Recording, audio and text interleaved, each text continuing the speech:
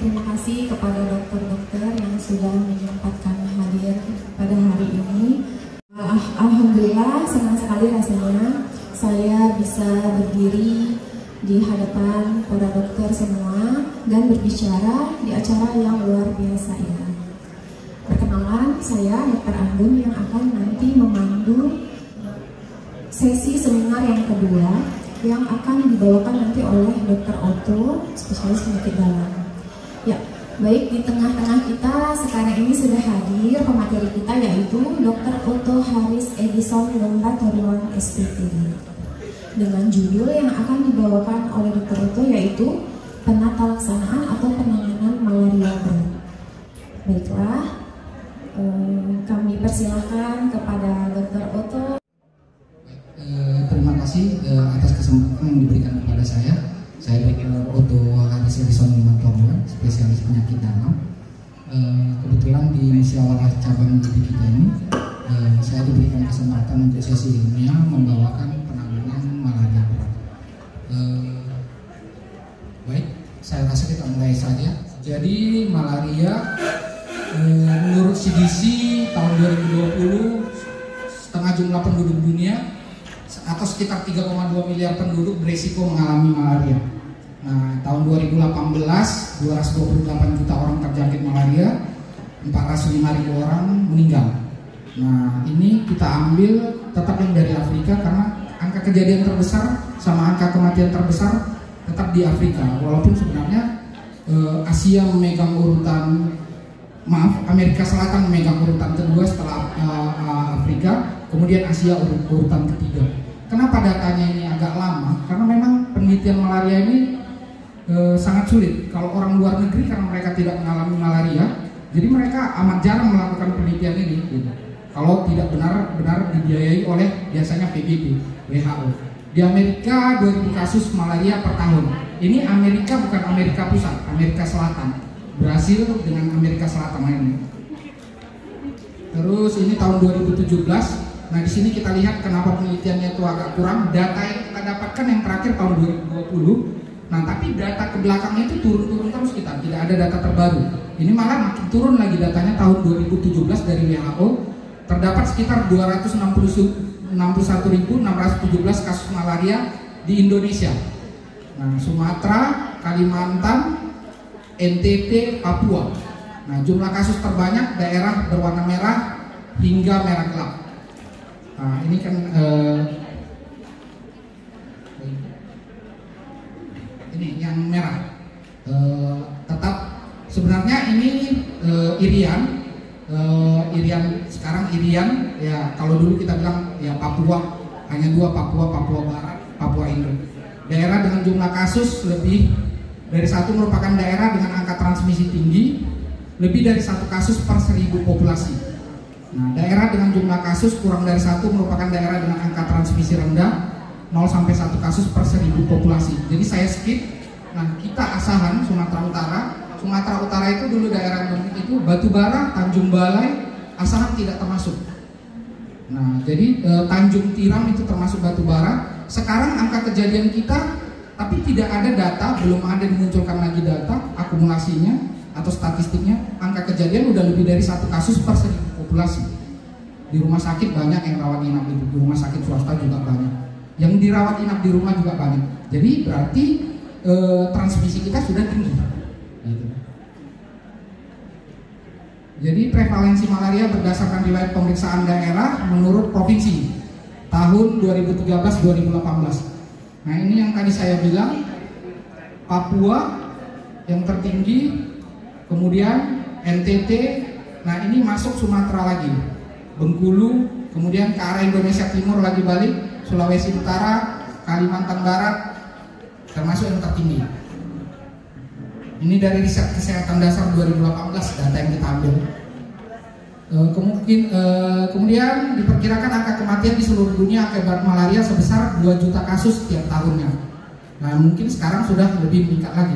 Jadi case fatality rate-nya dirawat di rumah adalah sebesar sebenarnya ini 80%. Sebenarnya ini 80% maksudnya. Maaf, 90% yang tertulis di sini, 80%. Jadi artinya orang yang Sering ini kasus-kasus relapse atau yang belum pernah didiagnosis dengan malaria.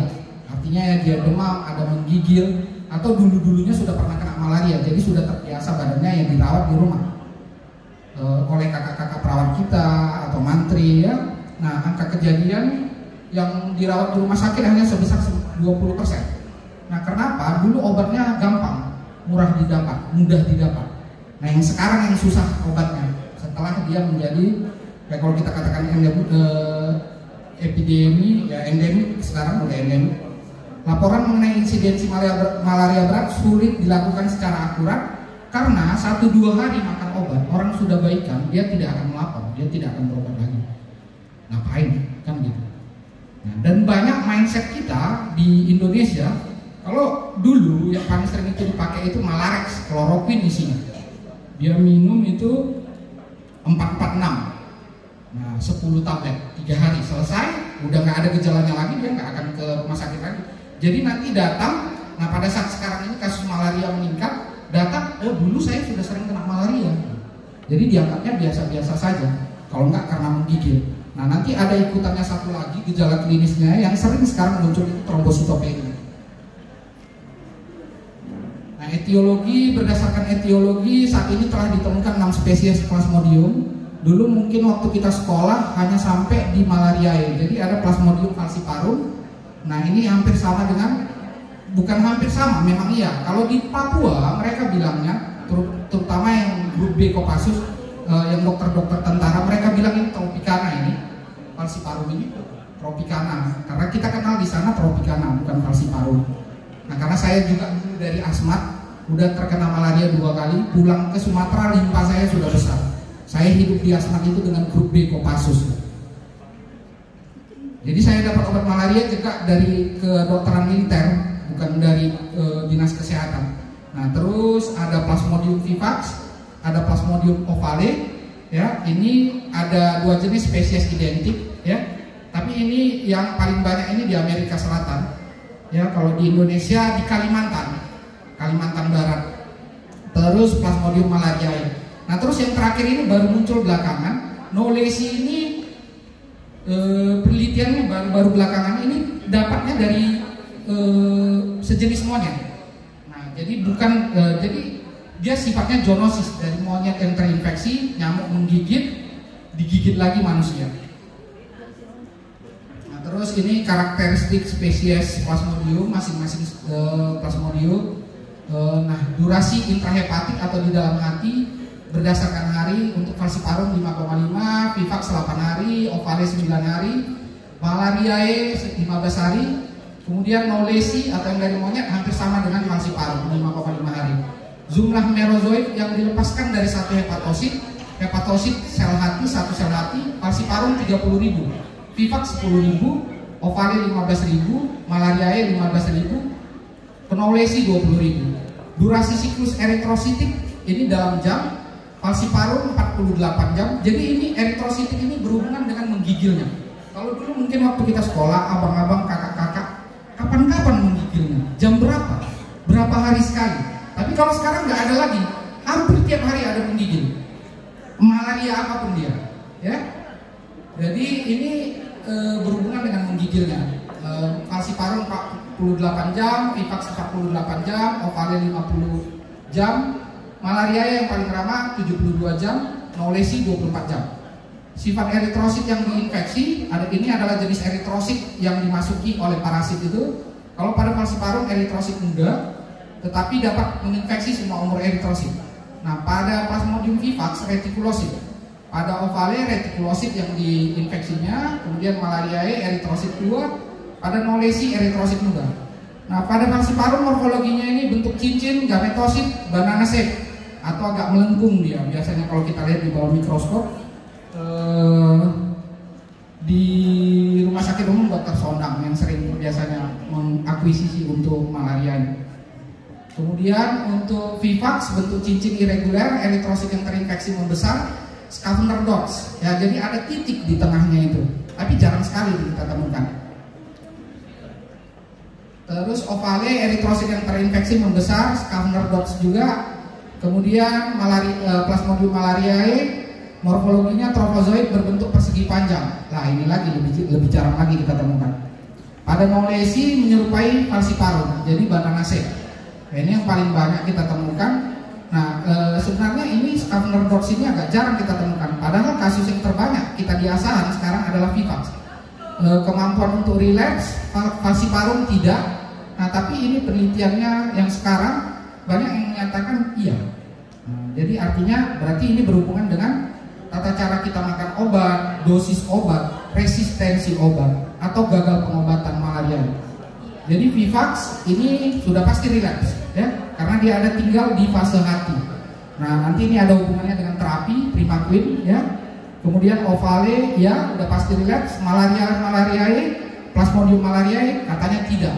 Nolesi, ya kalau dia balik ke hutan itu digigit oleh nyamuk yang sudah menggigit monyetnya, ya akan balik lagi. Biasanya pada orang-orang tentara kita, angkatan bersenjata kita.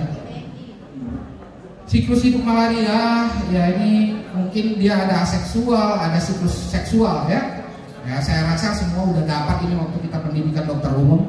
Tak perlu saya jelaskan panjang lebar lagi. Oke, malaria berat. Jadi ini malaria berat dengan mortalitas tinggi. Sudah ada beberapa kasus yang kita temukan kalau di rumah sakit umum. Yang saya tangani biasanya dia tumpang tindih dengan kasus-kasus lain. Seringnya pasien-pasien dengan komorbid, biasanya penyakit-penyakit kronik dengan daya tahan tubuh yang lebih cepat menurun. DM, sakit jantung, hipertensi, ya. Nah, atau ada infeksi-infeksi lain yang menyertai. Nah, jadi malaria berat ini biasanya kalau dia di Papua ya asimptomatik. Nah, kemudian menjadi malaria incomplicata. Nah, diobati, obatnya tidak ada kuat, tidak pas dosis, tidak tepat harinya, tidak tepat obatnya, terjadi resistensi obat, terjadi malaria berat. Nah, malah dulunya malaria berat itu selalu kita anggap penyebabnya falciparum. Tapi sekarang malaria berat yang kita temukan, terutama di RSUD Haji Abdul Manan, adalah vivax. Nah, jadi ini berhubungan dengan resistensi obat. Itu tadi yang saya bilang, orang beli obat di luar, gitu. Ya kan, dosisnya tidak tepat, ya akhirnya lambat laun jadi malaria berat. Nah, malaria berat paling sering disebabkan oleh Plasmodium falciparum, vivax, dan nolesi. Selain jenis Plasmodium, adekuasi terapi terjadinya malaria berat juga dipengaruhi oleh imunitas. Nah, ini tadi yang saya bilang dengan penyakit-penyakit komorbid. Nah, respon imun alami jamu ini berhubungan juga dengan penyakit komorbid pada penyakit dalam. Kemudian sekwesterasi eritrosit yang terinfeksi Plasmodium. Nah, yang terjadi reaksi inflamasi, oklusi aliran darah mikrovaskular, gangguan metabolisme di jaringan dan aktivasi endotel. Apabila keadaan ini terjadi di otak akan menyebabkan jejas aksonal pada akson, yang menyebabkan disfungsi neurologis pada keadaan malaria. Sekwesterasi terjadi akibat adanya interaksi spesifik antara Plasmodium falciparum, eritrosit, membran protein. Ini kita bilang PFEMP1 dengan reseptor yang ada di permukaan endotel. Sitoaderensi eritrosit tersebut tidak dapat beredar kembali di dalam sirkulasi. Rosetting satu eritrosit, dia biasanya satu eritrosit yang terinfeksi parasit malaria, dia dikelilingi 10 atau lebih eritrosit yang tidak terinfeksi atau sehat. Nah, ini ada studi lain menemukan adanya keterlibatan endotelial protein C reseptor yang dapat berikatan dengan PFEMP1 tadi. Ikatan antara EPCR dan PFEMP1 akan mengaktifkan jalur inflamasi, merusak endotel, menghambat kerja dari protein C sehingga menginaktivasi jalur koagulasi faktor 5A dan 8A. Kriteria malaria berat, saya rasa ini inti sebenarnya dia, karena ya pasien datang yang pasti dengan gejala klinis. Jadi inti dari sesi ilmiah yang kedua ini ya ini penurunan kesadaran, GCS kurang dari 11, kelemahan umum atau malaise ya, dulu kita bilang, sehingga pasien tidak dapat duduk, berdiri ataupun berjalan sendiri. Kejang ada ditemukan, bisa juga tidak. Nah, kejang lebih dari 2 episode dalam 24 jam. Edema paru dilihat dari gambar radiologi, saturasi oksigen kurang dari 92% dengan frekuensi napas lebih dari 30 dan suara krepitasi dari auskultasi paru. Perdarahan spontan abnormal biasanya kita bilang PSMBA dulu, perdarahan saluran makanan bagian atas, atau lambat laun kalau sudah keterlibatan organ-organ bagian bawah dia menjadi PSMBB, darah menjadi lebih segar. Nah kalau dia di bagian atas darahnya lebih hitam, karena darah yang merah itu bercampur dengan asam lambung ya jadi lebih hitam. Tapi kalau di bagian bawah asam lambung kita sudah kurang, darah akan menjadi lebih segar. Nah kemudian ditandai dengan shock, ditandai dengan waktu pengisian kapiler lebih dari 3 detik. Oh ini sangat sulit mengukur kapiler. Ya tekanan darah aja yang ada kan, murah gampang kan, tekanan darah sistolik kurang dari 80 mm Rx. Hemoglobin urin, nah ini biasanya pada kencing. Nah dari pemeriksaan, itulah gunanya pemeriksaan urin, walaupun nampaknya sederhana tapi banyak gunanya. Hemoglobin urin ini biasanya kita temukan di kencing. Nah ini nanti berhubungan dengan black water fever, yang biasa kita bilang black water fever. Hipoglikemi, nah jadi ini biasanya kesulitan kita kalau kita tidak terbiasa mendiagnosa malaria. Orang dengan DM dia akan terjadi hipoglikemi, padahal katanya pasiennya makan obat gula tablet bukan insulin, tapi kenapa terjadi hipoglikemi? Ternyata ada malaria yang menyertai. Asidosis metabolit ini biasanya kita ukur dengan AGDA atau analisa gas darah. Nah jadi anemia berat, kadar hemoglobin kurang dari 7 gram per desiliter, dan hematokrit kurang dari 20%. Tapi ini sekarang sudah naik. Banyak pasien malaria berat yang masuk ICU, yang di RSUD Abdul Manan ataupun waktu di Adam Malik saya. Nah ini kadar hemoglobinnya jarang sekali kurang dari 7. Biasanya 8-9. Kelihatan bagus, tapi pasien sudah penurunan kesadaran. Nah terus jaundice atau kadar bilirubin lebih dari 3 mg per desiliter, ini biasanya pemeriksaan fungsi hati.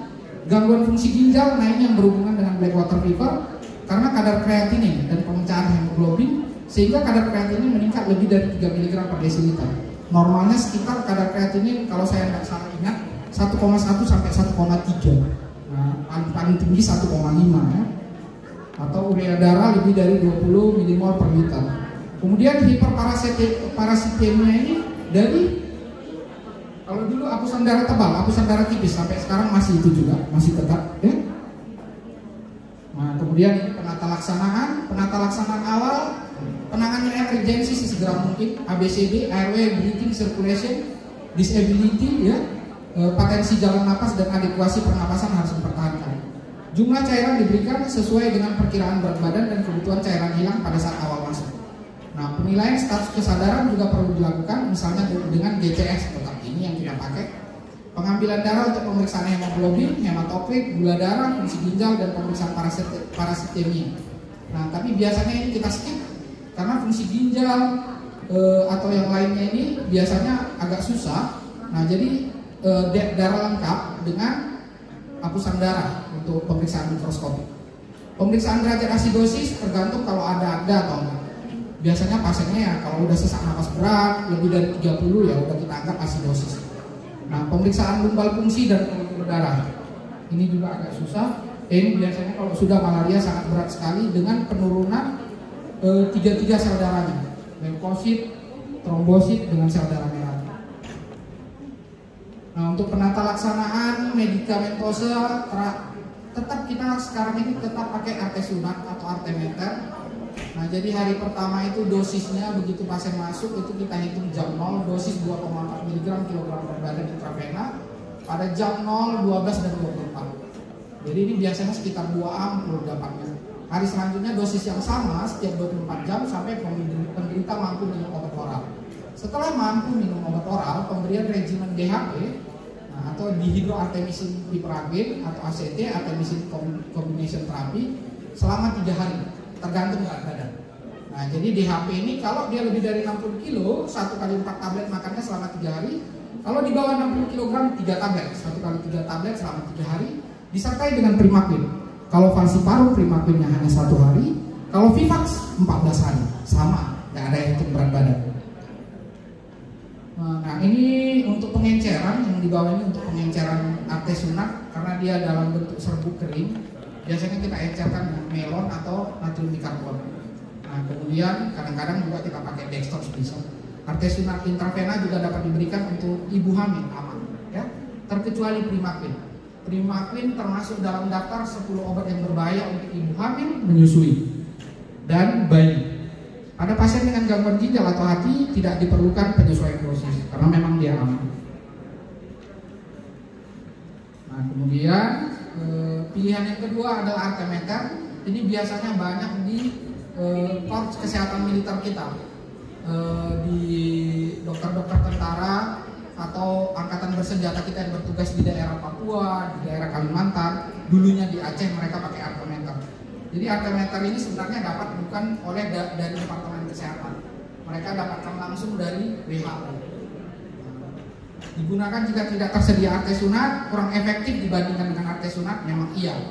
Nah, jadi ini, ya udah ada dosisnya. Pemberian artemeter secara intramuskuler lebih lama diabsorpsi dibandingkan artesunat. Artemeter diberikan dengan dosis 3,2 mg per kilogram berat badan.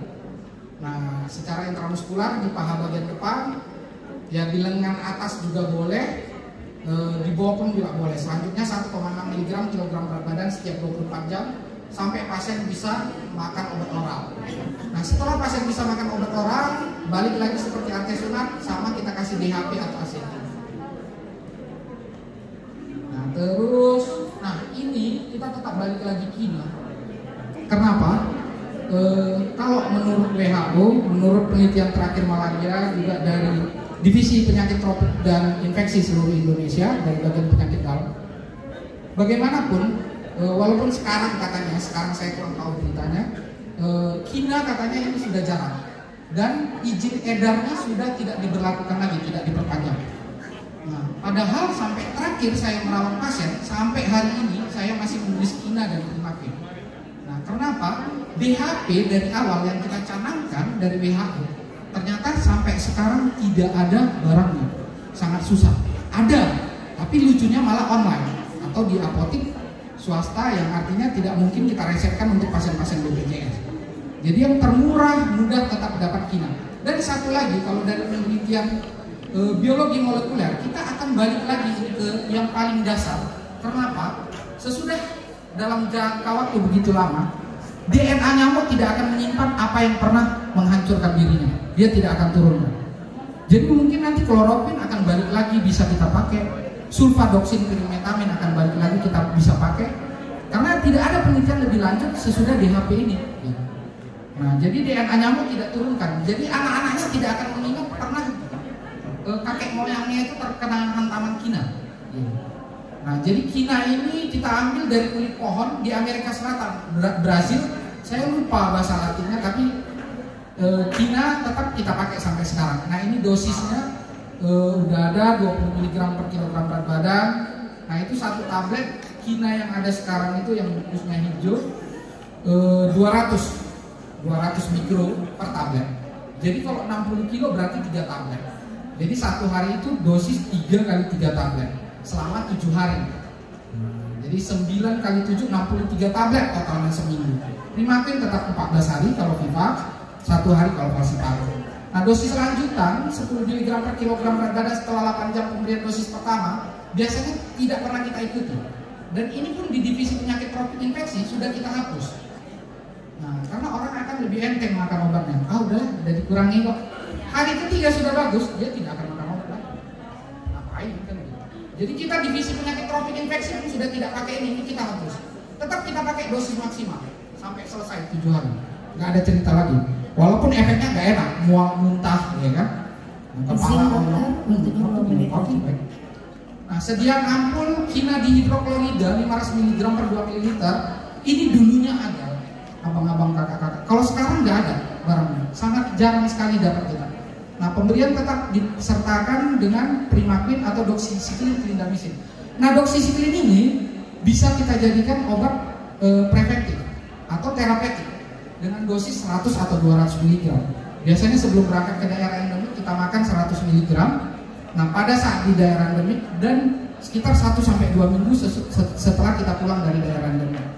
Nah, kita anggap ringan mungkin doxycycline sama clindamycin ini, tapi pada pilihan akhir kalau kina lagi tidak ada, DHP tidak ada, kita akan pakai ini. Mau tidak mau terpaksa. Oke, kemudian terapi cairan ya seperti biasa, intravenous fluid bridge, penilaian kebutuhan cairan dinilai berdasarkan evaluasi serial tekanan vena jugularis, perfusi perifer, pengisian vena terborbolin. Transfusi darah kalau kita prinsipnya di penyakit dalam, kalau darahnya sudah di bawah 8, hemoglobinnya sudah di bawah 8, tidak ada perdarahan, usia berapapun dia, anjurkan untuk transfusi. Tapi bukan WBC ya, PRC, packed red cell. Nah, transfusi tukar ini sangat jarang, biasanya pada pasien anak. Tapi untuk lebih jelasnya biasanya pada dokter anak. Sekarang nggak dilakukan lagi ya, nggak dilakukan lagi ini. Ya, biasanya pada pasien-pasien yang mengalami icteric atau G6PD, transfusi tukar. Tapi ini nggak kita lakukan lagi. Nah, penggunaan antibiotik yang bisa kita pakai, jangan Ceftriaxone lagi. Kalau anjuran saya nggak mahal ilmu, pakai Levo. Ya di mana-mana Levo sekarang bisa didapatkan. Jangan pakai Ceftriaxone lagi, nggak mempan. Ceftriaxone, injeksi Ceftriaxone 1 gram per 12 jam, nggak mempan. Pasti kalau di ruangan udah kuganti, tanya Dokter Bobby, Dokter Faisal mungkin udah tahu kan. Nah, levofloxacin 500 mg per 12 jam, sertakan dengan satu lagi yang tadi belum disebutkan, waktu kita udah terbatas, azithromycin. Ternyata azithromycin pada penelitian terakhir dari Divisi Penyakit Tropik dan Infeksi dari UNAIR dan UI bisa dicanangkan untuk obat malaria. Jadi azithromycin ini besar manfaatnya, cuma hati-hati pada pasien jantung. Dia bisa menyebabkan jantung berdebar. Oke, penata laksanaan komplikasi. Ini untuk gagal nafas, akut respiratory distress syndrome, pasang ventilator atau O2 sungkup, biasanya memberi timnas. Biasa seperti biasa pada pasien-pasien penurun kesadaran, tinggikan kepalanya, pertahankan cairan dengan pemasangan IVFD, teruskan pemberian obat anti malaria. Di sini dibikin artesunat intravena. Ya iyalah, pasiennya sudah gagal nafas, pasti sudah penurunan kesadaran. Bila ada indikasi transfusi darah, berikan PRC. Pokoknya HB sudah di bawah 8, transfusi. Tidak ada perdarahan. Beda dengan DHF ya. DHF nggak jadi dibawakan. Beda dengan DHF ya. Kalau DHF tidak ada indikasi transfusi sampai terjadi plasma leakage atau perdarahan. Nah, pasang NGT, kateter urin, observasi masukan keluaran cairan, periksa ARDA, periksa fototoraks. Nah, untuk edema paru atau akut lambudem, berikan O2, NRM juga kita sarankan paling minimal biasanya 10 liter per menit. Posisikan kepala, pemberian obat anti malaria, berikan diuretik, tapi hati-hati apabila tensi atau tekanan darah pasien di bawah 100. Gitu. Kita biasanya harus dengan pemakaian vasopresor, dobutamine. Ya, terus bila tidak respon dengan diuretik, setelah pemberian dosis maksimal diuretik, lakukan hemodialisis. Beri transfusi darah sesuai indikasi. Ini biasanya hemodialisis kita lakukan apabila dia sudah didiagnosa dengan adanya gagal ginjal atau black water fever. Observasi masukan dan keluaran cairan, periksa ARDA. Nah, untuk malaria cerebral, ini yang paling sering, singkirkan penyebab lain dari gangguan kesadaran. Nah, ini yang kita bilang hipoglikemia tadi. Nah, karena malaria kita angkat memakan gula darah. Meningitis, encephalitis, asidosis metabolik, berikan O2, pertahankan jalan nafas seperti biasa, pasang infus, pemberian artesunat, antikonvulsan bila kejang. Tetap yang kita anjurkan pegpoin atau diazepam injeksi. Pasang NGT, kateter, ubah posisi pasien tiap 2 jam untuk mencegah dehidrasi. Baik, ini untuk gagal ginjal akut atau biasa kita bilang kita nilai status hidrasi. Bila ada dehidrasi, ganti cairannya dengan kristaloid. NaCl 0,9% yang paling saya sarankan. Catat masukan dan keluaran cairan per 6 jam, pasang kateter, berikan diuretik. Nah, kemudian setelah ini semua kita lakukan, perbaikan, lihat tetap produksi urin melalui kateter, lanjutkan pemberian cairan hingga perbaikan fungsi ginjal. Nah, tidak ada perbaikan hemodialisis di darah. Nah, ini untuk malaria, singkirkan kemungkinan penyebab lain dari ikterus yang dengan kuning ya, dengan gangguan fungsi hati, misalnya hepatitis virus, hepatitis B, hepatitis C, ya, leptospira, ya, IgG, IgM, anti leptospira nggak ada di kita. Kemudian bila tidak dapatkan penyebab lain dari ikterus, teruskan pemberian obat anti malaria. HB, sediaan hapus darah tepi, PT, APTT, fungsi hati kita cek. Bila dapatkan adanya penyebab lain, ikterusnya tata laksana sesuai penyebab lain. Transfusi bila penyebab ikterus adalah hemolisis, terapi suportif bila penyebab ikterus adalah hemolisis. Nah, ini malaria berat dengan anemia. Transfusi PRC bila HB kurang dari 7, perlahan-lahan, hati-hati overload cairan. Berikan diuretik, monitor masukan dan keluaran cairan, periksa darah lengkap, teruskan pemberian anti malaria. Ini black water fever, hemoglobin uri, transfusi darah bila indikasi PRC, teruskan pemberian obat anti malaria, pertahankan kebutuhan cairan. Nah, monitor cairan, periksa ya urinnya, fungsi ginjal, elektrolit, enzim G6PD, darah lengkap dan darah lebih. Bila disertai dengan gagal ginjal akut, lihat penanganan malaria berat dengan yang gagal ginjal akut. Nah, ini malaria berat dengan koagulasi atau intravaskular disseminata atau DIC. Teruskan pemberian obat anti malaria, evaluasi adanya tanda perdarahan, kemudian periksa darah, faktor koagulasi. Bila ada indikasi dapat ditransfusi dengan PRC atau WBC atau FFP, fresh frozen plasma. Tidak di setiap daerah ada fresh frozen plasma. Evaluasi kecukupan cairan. Kemudian waktunya. Oke, baik. Oke. Jadi nanti untuk selanjutnya. Oke, kesimpulan ya, malaria merupakan salah satu permasalahan kesehatan di mana lebih dari 40% populasi dunia terpapar dengan risiko terjadinya malaria.